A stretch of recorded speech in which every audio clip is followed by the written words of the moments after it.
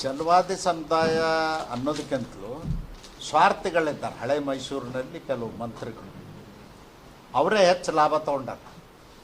ನಿಮಗೊಂದು ಉದಾಹರಣೆ ಹೇಳೋದಂದ್ರೆ, ಮೈಸೂರು ಯೂನಿವರ್ಸಿಟಿ SC 57 ಮಂದಿ ಪ್ರೊಫೆಸರ್ಸ್ ಅದಾರ. ಒಂದೇ ಜಾತಿಯವರು 44 ಇದ್ದಾರೆ. ಲೆಫ್ಟ್ನವರು 3 ಮಂದಿ ಇದ್ದಾರೆ. ಅರ್ಥ ಆಯ್ತಲ್ಲ ನಿಮಗೆ? ಹಾಂ, ಇದರದ್ದೇ ಇದು ಹೊಡೆದಾಟ, ಬೇರೆ ಏನೂ ಅಲ್ಲ. ಇವರು ಈಗ ಬಂದರೆ, ನೇಮಕಾತಿ ಬಂತು ಅಂದರೆ ನಾಳೆ ಅವರಿಗೆ ಸಮಸ್ಯೆ ಆಗ್ತದೆ. ಯಾರಿಗೆ ಕಡಿಮೆ ಸಿಕ್ಕದ ಅವ್ರಿಗೆ ಕೊಡ್ಬೇಕಾಗ್ತದೆ. ಕೊಟ್ಟರೆ ಅವ್ರಿಗೆ ಅನ್ಯಾಯ ಆಗ್ತದೆ. ಯಾರಿಗೆ? ಮಾದೇವಪ್ಪನವ್ರಿಗೆ. ಅದಕ್ಕಾಗಿ ಇದನ್ನು ಮಾಡ್ತಾ ಇದ್ದಾರೆ. ಸರಿ ಅಲ್ಲ. ಬಾಬಾ ಸಾಹೇಬ್ ಅಂಬೇಡ್ಕರ್ ಒಂದೇ ಜಾತಿ ಸಲುವಾಗಿ ಮಾಡಿಲ್ಲ, ಎಲ್ಲರ ಸಲುವಾಗಿಯೂ ಮಾಡಿದ್ದಾರೆ. ಎಲ್ಲರಿಗೂ ಸಮಪಾಲು ಸಿಗಬೇಕು. ಈಗ 15 18% ಮೀಸಲಾತಿ ಇದು ಮಾಡಿದಾಗ ಕೇಂದ್ರ ಸರ್ಕಾರಕ್ಕೆ 9th ಶೆಡ್ಯೂಲಲ್ಲಿ ಯಾಕೆ ಮಾಡಿ ನೋಡಿ, ಹೇಳುವಂಥ ಅವಶ್ಯಕತೆನೇ ಇಲ್ಲ. ನಿಮಗೆ ಹೇಳ್ತೀನಿ ನಾನು. 2 ಸದನದೊಳಗೆ ಮಂಡಿಸಿದ್ವಿ. ಯಾವ ಆಧಾರದ ಮೇಲೆ ಮಂಡಿಸಿದ್ವಿ? ನ್ಯಾಯಮೂರ್ತಿ ನಾಗಮೋಹನ್ ದಾಸ್ ಅವ್ರ ವರದಿ ಆಧಾರದ ಮೇಲೆ ವಿಧಾನಸಭೆ ವಿಧಾನ ಪರಿಷತ್ನಲ್ಲಿ ಮಂಡಿಸಿ ಬಿಲ್ ಪಾಸ್ ಮಾಡಿದ್ವಿ. ಆ್ಯಕ್ಟ್ ಆಗಿದೆ, ಗೆಜೆಟ್ ನೋಟಿಫಿಕೇಶನ್ ಮಾಡಿ 4 ವರ್ಷ ಅನುಷ್ಠಾನಕ್ಕೆ ತಂದದು. 4 ವರ್ಷ, 1 ದಿವಸ 2 ದಿವಸ ಅಲ್ಲ. ಹಾಗಾದ್ರೆ ನಾವು ತಪ್ಪು ಮಾಡಿದ್ರೆ ನೀವು ಅಧಿಕಾರಕ್ಕೆ 2023ಕ್ಕೆ ಬಂದಿರಲಿಲ್ಲ, ಯಾಕೆ ಅನುಷ್ಠಾನ ಮಾಡಿದ್ರಿ? ಇದುವರೆಗೂ ಯಾಕೆ ಮಾಡಿದ್ರಿ? ನಿನ್ನೆವರೆಗೂ ಆಗ್ಯದ ಅನುಷ್ಠಾನ. ಮತ್ತು ಸಂವಿಧಾನದ ಆಸೆ ಏನು? ಎಲ್ಲಿ ಅವಕಾಶ ವಂಚಿತರಿದ್ದಾರ ಅಂಥಲ್ಲಿ ಹೆಚ್ಚು ಮಾಡಿಕೊಳ್ಳಿಕ್ಕೆ ಅವಕಾಶ. ಪುನಃ ಪ್ಯಾಕ್ಟ್ ಏನು, ಪುನಃ ಒಪ್ಪಂದ ಏನು? ಎಲ್ಲಿ ಅನ್ಯಾಯ ಅದ ಅಲ್ಲಿ ಹೆಚ್ಚು ಮಾಡಲಿಕ್ಕೆ, ಎಲ್ಲಿ ಜನಸಂಖ್ಯೆ ಹೆಚ್ಚದ ಅಲ್ಲಿ ಹೆಚ್ಚು ಮಾಡಲಿಕ್ಕೆ ಅವಕಾಶ. ಇದು ಸಂವಿಧಾನದ ಆಸೆಗೆ ಅನುಗುಣವಾಗಿ ಆಗ್ಯದ. ಇದರಲ್ಲಿ ಯಾವುದೇ ಅನ್ಯಾಯ ಇಲ್ಲ. ಮತ್ತು ಯಾವ ಮೇಲ್ವರ್ಗದವರು, ಸಾಮಾನ್ಯ ವರ್ಗದವರು ಯಾರೂ ಇದಕ್ಕೆ ಕೋರ್ಟ್ಗೆ ಹೋಗಿಲ್ಲ. ಇದನ್ನು ಹೋದವ್ರು ನಮ್ಮವ್ರೆ, ಕಳಿಸಿದವ್ರು ನಮ್ಮವ್ರೆ, ಬೇರೆ ಯಾರು ಅಲ್ಲ. ಕಾಂಗ್ರೆಸ್ಗೆ ಎಡಗೈ ಸಮುದಾಯ ಎಂದಿಗೂ ಬೆಂಬಲ ಸೂಚಿಸಿಲ್ಲ ಅನ್ನೋದು ಒಂದು ದೃಷ್ಟಿಕೋನದಲ್ಲಿ. ಅವ್ರ ಬೆಂಬಲ ಸೂಚಿಸಿಲ್ಲ ಅಂದ್ರೆ ಸಂವಿಧಾನ ಪೂರ ಅವ್ರ ಸಲುವಾಗಿ ಅದ. ಇನ್ನು ಎಲ್ಲರ ಸಲುವಾಗಿಯೂ ಸಂವಿಧಾನ ಅದ. 101 ಜಾತಿಗೂ ಸಂವಿಧಾನ ಅದ. ಹೇಳಿ ಬೇಕಾದ್ರೆ. ಇಲ್ಲ, ನಿಮ್ಗೆ ಯಾರಿಗೂ ಇಲ್ಲ, ನಮ್ಮ ಸಲಾಗಿ ಅಷ್ಟೇ ಅದ. ಸೂಚಿಸಿಲ್ಲ ಅನ್ನೋದು ಒಂದ್ ಕಡೆ ಎಲ್ಲೋ ಒಂದ್ ಕಡೆ ಒಪ್ಕೋತೀರಿ. ಹಾಂ, ಸೂಚಿಸಿಲ್ಲ ಅನ್ನೋದು ಎಲ್ಲೋ ಒಂದ್ ಕಡೆ ಒಪ್ಕೋತೀರಿ. ಏನು ಎಡಗೈ ಸಮುದಾಯ ಕಾಂಗ್ರೆಸ್ಗೆ ಬೆಂಬಲ ಸೂಚಿಸಿಲ್ಲ ಅನ್ನೋದು ಒಂದ್ ಕಡೆ ಒಪ್ಕೋತೀರಿ. ನೋಡಿ, ಬೆಂಬಲ ಯಾರು ಸೂಚಿಸ್ತಾರೋ ಬಿಡ್ತಾರೋ. ಈ ದೇಶದ ಸಂವಿಧಾನ ಡಾಕ್ಟರ್ ಬಾಬಾ ಸಾಹೇಬ್ ಅಂಬೇಡ್ಕರ್ ಆಗಿರ್ಬೋದು, ಗಾಂಧೀಜಿಯವರಾಗಿರ್ಬೋದು, ನೆಹರೂರವರಾಗಿರ್ಬೋದು, ರಾಮ್ ಅವರಾಗಿರ್ಬೋದು, ಎಲ್ಲರೂ ಏನು ಅವ್ರದ್ದು ಆಸೆ? ಕೆಳಗೆ ಬಿದ್ದವ್ರ ಮೇಲೆ ಅಷ್ಟೇ. ರಿವೆಂಜ್ ಅನ್ನೋದು ಅದರಾಗ ರಿವೆಂಜ್ ಎಲ್ಲ, ದುರಾಸೆ. ನಾವೇ 2 ಕೈಲಿ ತಿನ್ನಬೇಕು ಅಂತ. ನಮ್ಮ ಎದುರಿಗೆ ಕೂತವ್ರು ನೀವೆಲ್ಲ ಹಾಗೆ ನೋಡ್ಕೊತ ಕುಂದ್ರೆ ನಾನೇ 2 ಕೈಲಿ ತಿಂದು ಅಷ್ಟೇ, ಬೇರೆ ಏನಿಲ್ಲ.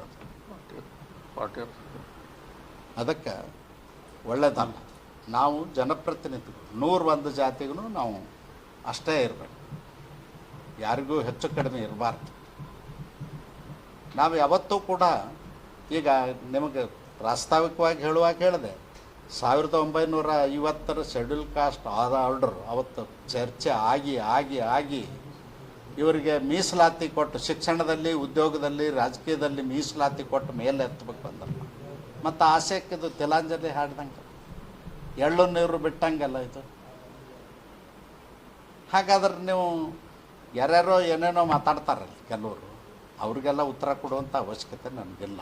ಆದರೆ ಸಾಮಾಜಿಕ ನ್ಯಾಯ ದೃಷ್ಟಿಯಿಂದ ನಡ್ಕೊಡ್ರಿ. ಬಾಬಾ ಸಾಹೇಬ್ರು ಏನು ಹೇಳ್ಯಾರ? ಒಬ್ಬರೇ ತಿಂದುಬಿಡ್ರಿ ಅಂತ ಹೇಳ್ಯಾರ. ಹೇಳಿದ್ರೆ ನಮ್ದೇನು ತಕರಾರಿಲ್ಲ. ಹೇಳಿದಾರೇನು? ಇಲ್ಲ. ಬಾಬಾ ಸಾಹೇಬರು ಈ ಭೂಮಿ ಮೇಲೆ ಬದುಕಿದಂಥ ಪ್ರತಿಯೊಂದು ಪಕ್ಷಿ ಪ್ರಾಣಿಗಳ ಬಗ್ಗೆ ಸುದ್ದ ಕಾಳಜಿ ಮಾಡಿದ್ದಾರೆ. ಮನುಷ್ಯರ ಬಗ್ಗೆ ಅಷ್ಟೇ ಅಲ್ಲ, ಅವ್ರ ಬಗ್ಗೆ ಮಾಡಿದ್ದಾರೆ. ಅದು ಬಸವಣ್ಣವರು ಒಂದು ಇದರೊಳಗೆ ಹೇಳ್ತಾರೆ ವಚನದಲ್ಲಿ, ದಯವಿಲ್ಲದ ಧರ್ಮ ಆವುದಯ್ಯ, ದಯವೇ ಬೇಕು ಸಕಲ ಪ್ರಾಣಿಗಳೆಲ್ಲರಲ್ಲಿ, ದಯವೇ ಧರ್ಮದ ಮೂಲವಯ್ಯ ನನ್ನ ತಲ್ಲದವ್ರು ನೊಲ್ಲನಯ್ಯ ನಮ್ಮ ಕೂಡಲ ಸಂಗಮ ದೇವ ಬಸವಣ್ಣವರು ಆ ತತ್ವಕ್ಕನುಸಾರವಾಗಿ ಸಂವಿಧಾನವನ್ನು ರಚನೆ ಮಾಡಿದಂಥವ್ರು ಬಾಬಾ ಸಾಹೇಬ್ ಅಂಬೇಡ್ಕರ್. ಸರ್ವಪಕ್ಷ ಸಭೆಗೆ ಗಡುವು ಏನಾದ್ರು ಸಭೆ ಕರಿಬೇಕಂದ್ರಲ್ಲ, ಯಾವಾಗ ಡೇಟ್ ಲೈನ್ ಕೊಡ್ತಾರೆ? ಡೇಟ್ ನಾವು ಹೆಂಗೆ ಕೊಡಕ್ಕೆ ಬರ್ತದೆ ಸರ್ಕಾರ? ಅಲ್ಲ, ನೀವು ಜೂನ್ನಲ್ಲಿ ಗಡುವು ಏನಾದ್ರು ಏನೋ ಒಂದು ಗಡುವು ಕೊಡ್ತಿದ್ದೀರಿ. ಅಲ್ಲ, ಈಗ ನಾವು ಇಮಿಡಿಯೇಟ್ ಮಾಡಬೇಕು ಅಂತ ಹೇಳಿದ್ದೀವಿ. ಗಡುವು ಅಂದ್ರೆ ನೋಡಿ, ಸರ್ಕಾರ ನಾವು ಸರ್ಕಾರ ನಡೆಸಿ ಬಂದವರು ಇದ್ದೀವಿ. ಹಾಗೆ ನಾ ಇವತ್ತೇ ಕರಿಯತ್ತೆ ಹೇಳಲಿಕ್ಕೆ ಆಗೋದಿಲ್ಲ. ಆದರೆ ಕರಿಬೇಕು, ಎಲ್ಲರದ್ದು ಒಪ್ಪಿಗೆ ತೊಗೋಬೇಕು. ನಾವು ಒಪ್ಪಿಗೆ ತೊಗೊಂಡಿವಿ. ಕಾನ್ಫರೆನ್ಸ್ ಹಾಲ್ನಾಗೆ ಸರ್ವಪಕ್ಷ ಸಭೆ ಕರೆದು ಒಪ್ಪಿಗೆ ತೊಗೊಂಡಿವಿ ನಾವು. 15 ಇದ್ದದ್ದು 17, 3 ಇದ್ದದ್ದು 7 ಮಾಡುವಾಗ ಕಾನ್ಫರೆನ್ಸ್ ಹಾಲ್ನಾಗೆ ಸರ್ವಪಕ್ಷ ಸಭೆ ಕರೆದಿವಿ. ಮಾಜಿ ಅವ್ರನ್ನ ಸುದ್ದ ಕೆಲವ್ರನ್ನ ಕರೆದಿವಿ. ಅಂದ್ರೆ ಅದರ ಬಗ್ಗೆ ಜ್ಞಾನ ತಿಳುವಳಿಕೆ ಇರುವವ್ರನ್ನ ಅದನ್ನು ಮಾಡಿ. ನನಗೆ ಈ ಸಣ್ಣತನದ ರಾಜಕೀಯ ನಡೆಯುವುದಿಲ್ಲ. ತಿಮ್ಮಾಪುರ ಅವರು ಏನು ಮಾಡ್ತಾರೆ? ತಿಮ್ಮಾಪುರ ಅವ್ರು ಹಣ ತಿನ್ಕೊತ ಕೂತಿದ್ರತ್, ನೀವೇ ಮೀಡಿಯಾದವ್ರು ಹೇಳಿದಿರಲ್ಲ.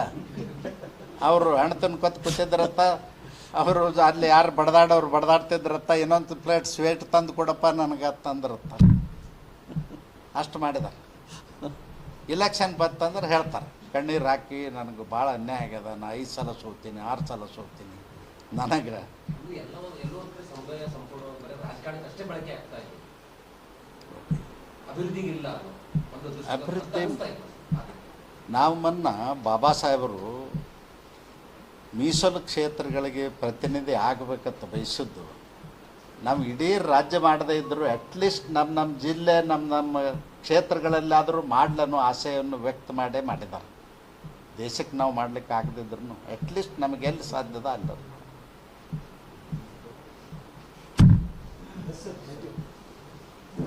ಯಾವ ರೀತಿ ಹೋರಾಟ ಮಾಡ್ತೀವಿ ಅಂದ್ರೆ, SC ಮತ್ತು ST ಇದು ಪಕ್ಷಾತೀತವಾದಂಥ ಹೋರಾಟ.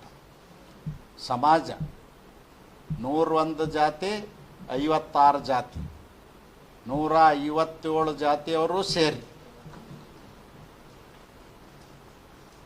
ಹೋರಾಟ ಮಾಡ್ತೀವಿ. ಯಾವ ರೀತಿ ಹೋರಾಟ ಮಾಡ್ತೀವಿ ಅಂದ್ರೆ, ರಾಜಸ್ಥಾನದಾಗ ಒಂದು ಹೋರಾಟ ಆಗಿತ್ತು. ನಿಮಗೆ ಬಹುಶಃ ಕೆಲವ್ರಿಗೆ ಗೊತ್ತಿರ್ಬೋದು, ಕೆಲವ್ರಿಗೆ ಗೊತ್ತಿರಲಿಲ್ಲ. ಮೀಸಲಾತಿದೆ, ಮೀನಾ ಮತ್ತು ಗುಜ್ಜರ್ ಹೋರಾಟ ಆಗಿತ್ತು, ಭಾಳ ದೊಡ್ಡ ಪ್ರಮಾಣದಾಗ. ಅದೇ ರೀತಿ ಹೋರಾಟ ಸಜ್ಜು ಮಾಡ್ತೀವಿ.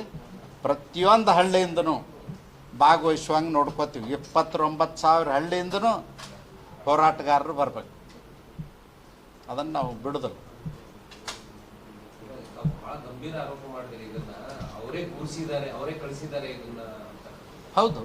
ಒಂದು ಮತ್ತು ನಾನು ಕೇಳ್ತೀನಿ, ಇದು ಸಾಮಾನ್ಯ ವರ್ಗದವ್ರು ಯಾರು ಹೋಗಿದ್ದಾರೆ ಅಂದ್ರೆ ಬೇರೆ, ಸಾಮಾನ್ಯ ವರ್ಗದವರು ಹೆಚ್ಚಾಗಿ ಮಾಡಿರತ್ತೆ ಹೋಗಿದ್ದಾರೆ, ಅದು ಬೇರೆ. ಈಗ ಹೋದವ್ರು ಯಾರು? ಒಬ್ಬ ಮಾದರವ, ಒಬ್ಬ ಬೋಲೆರವ, ಇವರೇ ಕಳಿಸ್ಯಾರ. ಇವ್ರದ್ದೇ ಇದೆಲ್ಲ ಉದ್ದೇಶ. ಯಾಕಂದ್ರೆ ಖಜಾನೆ ಖಾಲಿ ಆಗಿದೆ. ಖಜಾನೆ ಖಾಲಿ ಆದಕ್ಕಾಗಿ ಈ ನಾಟಕವನ್ನು ಮಾಡ್ತಾ ಇದ್ದಾರೆ. ಅವರೇ ಕಳಿಸ್ಯಾರಂದ್ರೆ ಹಿನ್ನೆಲೆ ಇರ್ತದೆ, ಅದನ್ನು ಮುಂದೆ ಬರೋದಿಲ್ಲ. ಕಾಣದ ಕೈಗಳಂತ ಹೇಳೋದನ್ನು ನಾನು ಹೇಳಿದೆ. ಕಾಣದ ಕೈಗಳ ಆಟ ಇದೆ. ಮತ್ತು ಬೇರೆಯವರಲ್ಲ, ಯಾವ ಕಾರಣಕ್ಕೂ ಮೇಲ್ವರ್ಗದವರು ಯಾರೂ ಇದು ಮಾಡಿರಲಿಲ್ಲ. 224 ಮಂದಿ ವಿಧಾನಸಭೆಯೊಳಗೆ ಒಕ್ಕೂರ್ಲಿಂದ ಅನುಮೋದನೆ ಮಾಡ್ಯಾರ. ಶಾಸನ ಹಾಗೆ ಆಗಿಲ್ಲ, ಎಲ್ಲರೂ ಒಕ್ಕೂರ್ಲಿಂದ ಮಾಡಿದ್ರು. ಎಲ್ಲ ಕೊಡಬೇಕು ಆ ಜನರಿಗೆ. ಸಾಮಾನ್ಯ ವರ್ಗದವ್ರಿಗಿದ್ದ ಕಳಕಳಿ ಕಾಳಜಿ ಇವ್ರಿಗಿಲ್ಲ ಅಂತ ಅನ್ನೋದು ನನ್ನ ಆರೋಪ. Thank you sir.